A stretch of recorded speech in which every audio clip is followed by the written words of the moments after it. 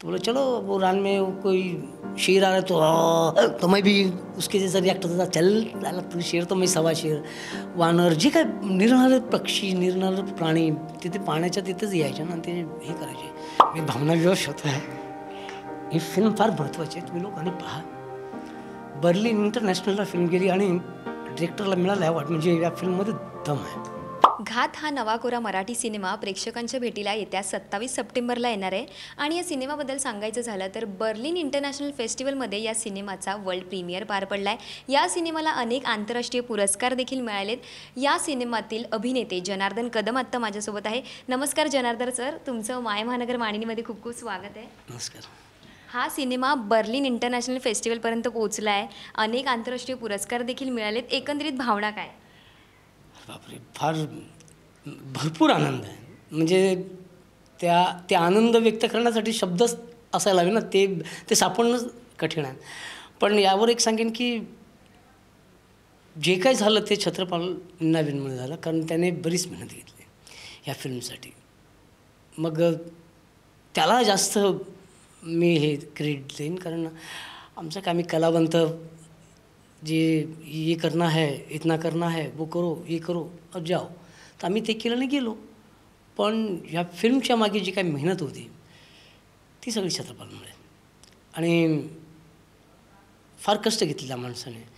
ते टोटली जल जमीन आणि काय झालं जंगल या विषयाची असल्यामुळे ती सगळी तिकडची खानदेशातली भाषा, म्हणजे नागपूर विदर्भ काय ती भाषा तिकडची ती मला बोलायला मिळाली. पण इतकं अडखळतो बोलायला. पण छत्रपाल आणि नंतर माझे को आर्टिस्ट जितेंद्र यांनी फार मला मदत केली भाषा बोलायला. टेकच्या वेळी पण मला बरी मदत केली यांनी. ओरली मला जे काही क्रेडिट द्यायचं असेल तर ते छत्रपालला द्यायचं आहे. आणि एक महत्त्वाचं सांगेन मी की ही फिल्म करण्याआधी मला छत्रपालने 10 दिवस आधी, फिल्म शूटिंग व्हायच्या आधी 10 दिवस त्यांनी मला तिकडे त्या रानात नेलं होतं. आणि त्याच्यातले 3 दिवस त्यांनी मला रानातच बंदिस्त ठेवलं आहे. म्हणजे एक ती कुठली ती सरकारची एक ही होती, म्हणजे बनवलेली जागा खोली की माणूस तिथे राहू शकतो आणि प्राण्यांना पाहू शकतो. तर ती त्यांनी रात्रभर बुक केलेली, ऑनली नाईट. तर तिथं मी 3 ते 4 दिवस त्यांनी मला नाईटसाठी ठेवलं होतं. आता नंतर त्यांचा उद्देश काय होता हे मला नंतर कळलं. पण बोलला त्यांनी मला इथे का ठेवलं आहे, फिल्म में काम करना तो ये यहाँ जंगल में लाके क्या करना है, आप बताओगे तो ऐसे ही करूँगा ना. पण ते जेव्हा मी पहिल्या रात्री गेलो होते ते सगळं रानातली, आता ऑब्वियसली सगळे वेगवेगळ्या प्रकारचे आवाज फाटणार ना माणसाचे. तर माझी तर एकदम मी झाली होती. पण बोलला नहीं यार, या आदमी ने अगर मेरे को यहाँ रखा है तो उसके पीछे ज़रूर साला कुछ ना कुछ मकसद होएगा. अगर मैं इधर जरा भी फंबल कर दिया तो मेरे हाथ से फिल्म चली जाएगी. तो इसका कुछ तो भी कारण होगा. अब फिल्म का तो आइडिया दिया था, बस खाली आपको पेरकू करना है. पेरकू करना बोलतो नेमकं काय करायचं हे माहितीच नाही ना.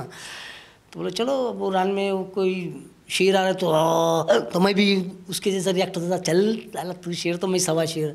वानर जे काय निरनिराळे पक्षी निरनिराळे प्राणी तिथे पाण्याच्या तिथेच यायचे ना ते हे करायचे.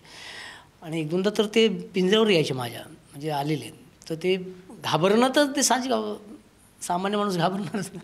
पण मी इतकं नाही त्याला घाबरलो. पण छत्रपालचं जे साध्य होतं ते त्यांनी करून घेतलं असं मला त्यातून सांगतं. तुमची जी भूमिका आहे, तुमच्या भूमिकेबद्दल काय सांगाल आणि नेमकी तुमची कास्ट कशी करण्यात आली या चित्रपटासाठी? ह्या चित्रपटासाठी माझे केस एवढे लांब नव्हते.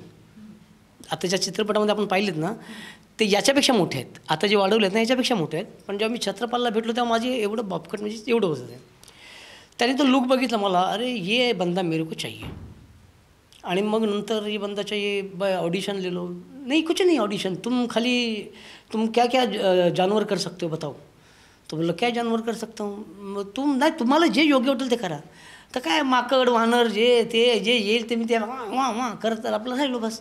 नाही मेरे को यही चाहिए. मग नंतर त्यांनी मला अट घातली. बोला मी तुम्हाला घेईन पण मला तुमचे केस मोठे पाहिजेत आणि दाढी मोठी पाहिजे आणि नखं बिखं पाहिजे तेवढी वाढवा तुम्ही. म्हणजे किती दिवस आहेत? 3-4 महिने अजून आहेत.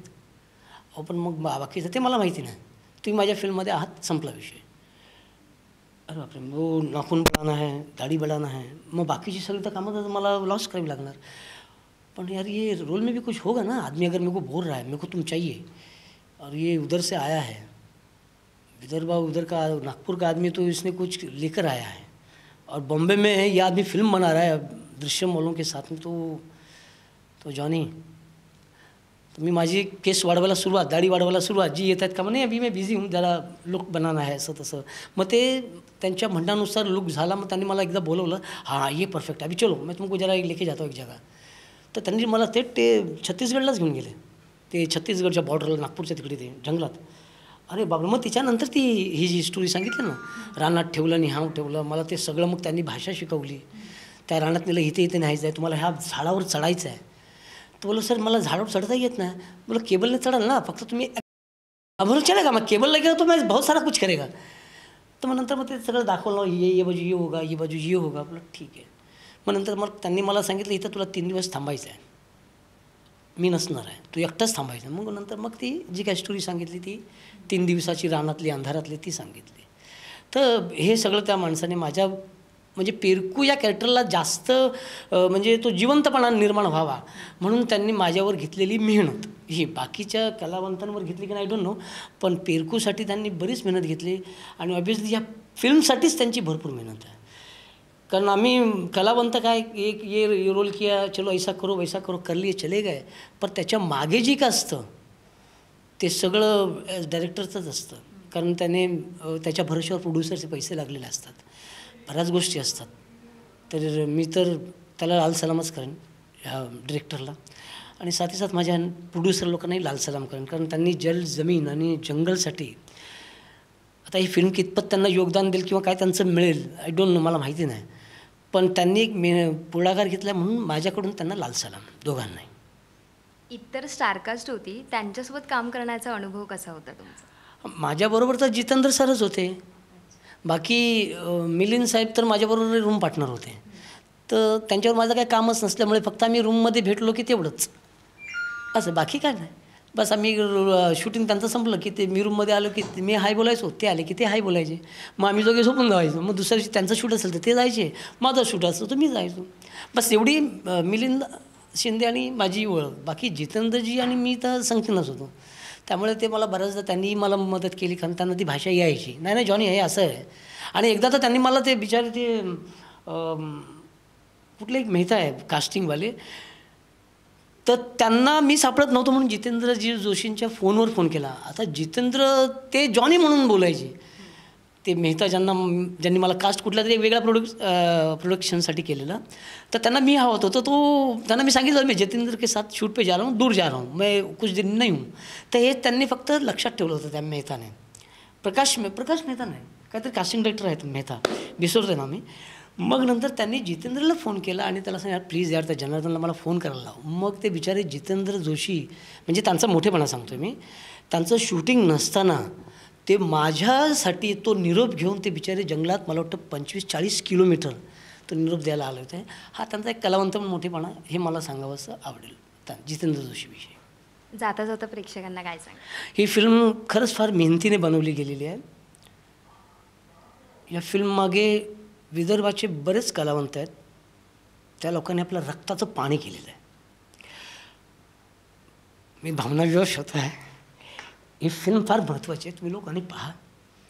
बर्लिन इंटरनॅशनलला फिल्म गेली आणि डिरेक्टरला मिळालं अवॉर्ड. म्हणजे या फिल्ममध्ये दम आहे, तुम्ही लोक नक्की पहा. आणि थिएटरमध्ये जाऊन पहा, म्हणजे आमच्या प्रोड्युसर आणि आमच्या डिरेक्टरला एक हिंमत मिळेल. Thank you very much. तुमच्याशी बोलून खूप खूप छान वाटलं. तुम्हाला पुढील वाटचालीसाठी खूप खूप शुभेच्छा आणि या चित्रपटासाठी देखील खूप शुभेच्छा. थँक्यू.